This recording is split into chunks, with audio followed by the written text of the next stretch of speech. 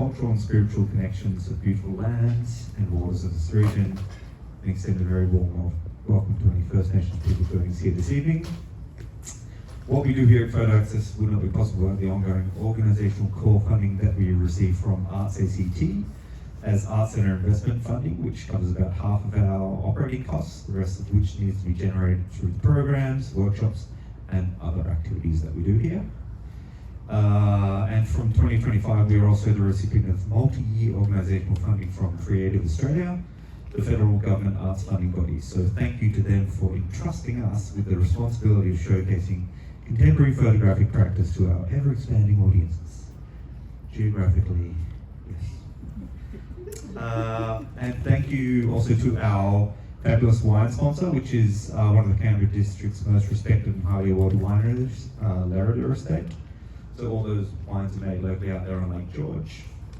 And we also have a new beer sponsor, which is Hawke's Brewing from Marrickville, that was established in 2017 in collaboration with former Prime Minister Bob Hawke. That's why his mug is on all the cans. So of course drinks tonight are free, but if you do feel inclined, please make a donation or purchase a stubby cooler to keep your hands warm and your beer cold. We are also running an end of financial year fundraising drive to upgrade our members area computers and scanners. We've set a very modest target of $8,000 and we're 30% there with only 12 days to go. So we'll be sending out some emails tomorrow as well. Okay, so this evening we are opening two shows from artists whose first time is exhibiting here with us at Photo Access. In the front two galleries we have Gestures of Retribution by Amy Carkeek. Amy is a Brisbane-based artist whose work investigates the contradictory nature of photography, the commodification of images and objects, and the manipulation of everyday language. This work contemplates media depictions of women in Australian politics and utilises cameraless photography and appropriation to recontextualise female politicians' hand gestures. And in the rear gallery we have Natalie Davies' 2024 film The River Report, which depicts a 5-day video journal of the 2023 flooding of Fitzroy Crossing in Western Australia. So Natalie was one of the National Museum of Australia's visiting fellows in 2024, and she came here to undertake some kind of workshops and skills developments in our darkroom. Unfortunately, she's not able to be here this evening, but we are continuing to support her with some of the photographic projects as well, which are kind of documenting her surrounding country and the changes in nature that are taking place as a result of the changing climate. So it's now my pleasure to introduce one of Australia's preeminent printmakers and one of the founders of Megalo Print Studio, which I think is their business name Megalo Access Incorporated. No, Isn't it? It used to be, right? Megalo Access Arts. Yeah, Megalo Access Arts. and before that it was Megalo International Screen Printing. Access, it's all about, Canberra's all about access. Access Canberra, photo access. Anyway, so, what was I saying, sorry. She is an artist who explores social and political issues through her arts practice. She's the Honorary Associate Professor in Print Media and Drawing at the ANU. Please give a warm welcome to Alison Alder. Thank you. Thanks, hi everybody. It's great to be here on this frosty night in Ngunnawal country. So it was actually a very serendipitous phone call in a weird sort of way when Alex rang to ask if I would do the honours for this exhibition, as two coincidences happened on that day. I'd been in touch with a colleague from way back, 30 years ago, when I worked for a brief period of time at Wonkajonka, which is 100 kilometres southeast of Fitzroy Crossing, a station called Christmas Creek, which was a fantastic experience in my life. So it was great to see Natalie's work. And I'd also been listening to a woman talking about how she had to train herself and her daughters to amend their postures and gestures. No more demure, head tilted to one side, eyes lowered, poses for those women. And then Alex rang, and I was thinking about Amy's work, and I thought, oh well, must be. So here I am. Also, I'd also been looking at a beautiful book about the Russian news agency TASS, which was operating in the 1940s in the Soviet Union, with their amazing and enormous stenciled posters that were made in the 1940s to pass on the news to citizenry who were illiterate.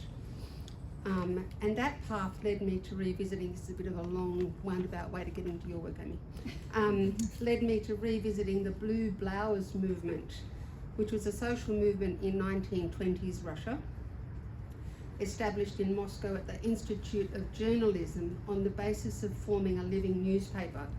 The aim of the participants of the Blue Blouse movement, which were sort of theatre groups, was to prepare audiences for new social conditions that were being developed in the Soviet Union at the time. The groups shared news and information using symbolic images in their posters, dress badges and banners, but primarily through gesture. It was a new way of thinking about how we operate in the world. So here I am today now looking at Amy's work, which interrogates gesture to define the growing power of women in the political sphere.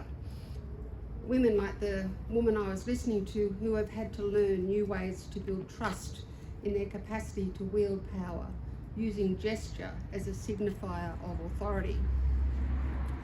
But it's not only the content and the context of these works of Amy's that gains my interest, it's their materiality. So being a printmaker, I can't help but sort of look at the surface of these works, which is really beautiful, much like Richard Hamilton's famous Kent State print, again in my mind due to recent political events in Los Angeles. Hamilton's work, Kent State, alerted the world to a shocking instance of government and police brutality. It was an image from a video camera broadcast to a TV, photographed by Hamilton and then screen printed. It was appropriated and removed from its original source on its journey, gaining, not losing, importance as an indicator of how our society is changing. In Hamilton's case, it was for the worse, but hopefully for the better in the case of Amy's work. We now have a female majority, after all, in the cabinet.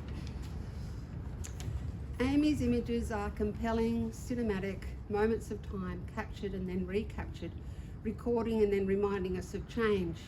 Fabulous work. But when you just mentioned Bob Hawke, I think these politicians have to be careful with their gestures, because Bob Hawke had a habit of tugging his earlobe when he was a bit loose with the truth.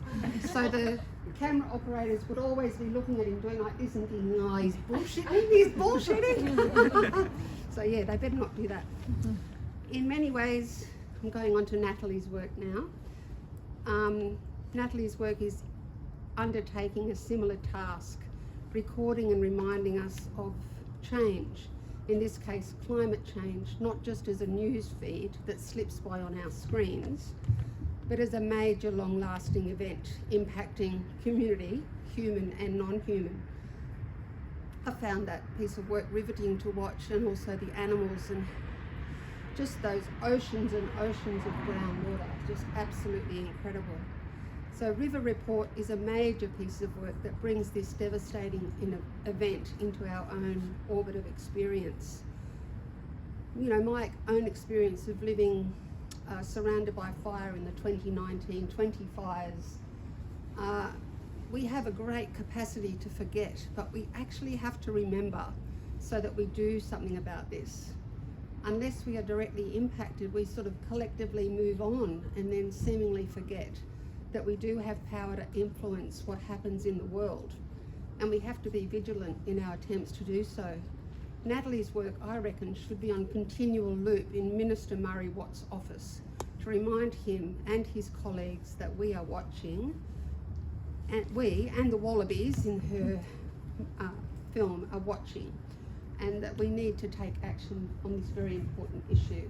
So they're both fantastic exhibitions which I highly commend, and I'm very pleased to open. Thank you.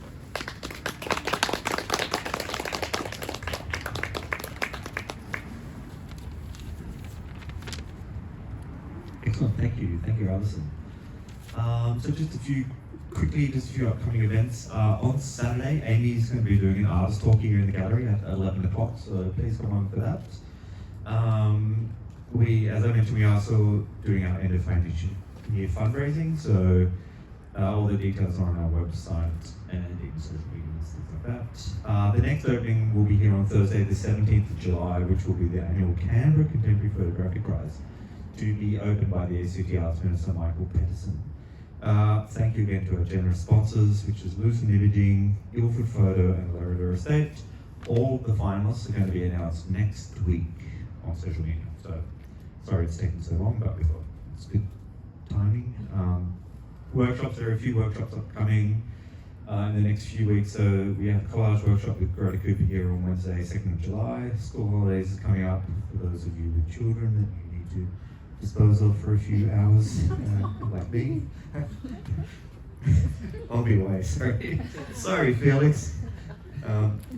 Intro to Black and White, which is 12th and the 13th of July. We're also doing a Catmull workshop on the 23rd of July, so learn about some of those eco-friendly film processes and many others, so please check out the website. Thank you to all the staff and board here at Photos who worked tirelessly to bring you the exhibition and workshops throughout the year. We have the 2025 exhibition program there on the counter of the bar, so please take a copy with you. It is also sadly our last opening with Penny Grist as our chair. Oh, Penny. So she's worked tirelessly with me for the past few years on our board and with the board, and also a few years prior. So I'd like to thank her again for her commitment and dedication to ensuring that this organisation is led with integrity, robust governance, and fiscal responsibility. So there's no one better than you at that. So on behalf of the staff here and board, I'd like to thank you again. Thanks, Penny. And please support our organisation.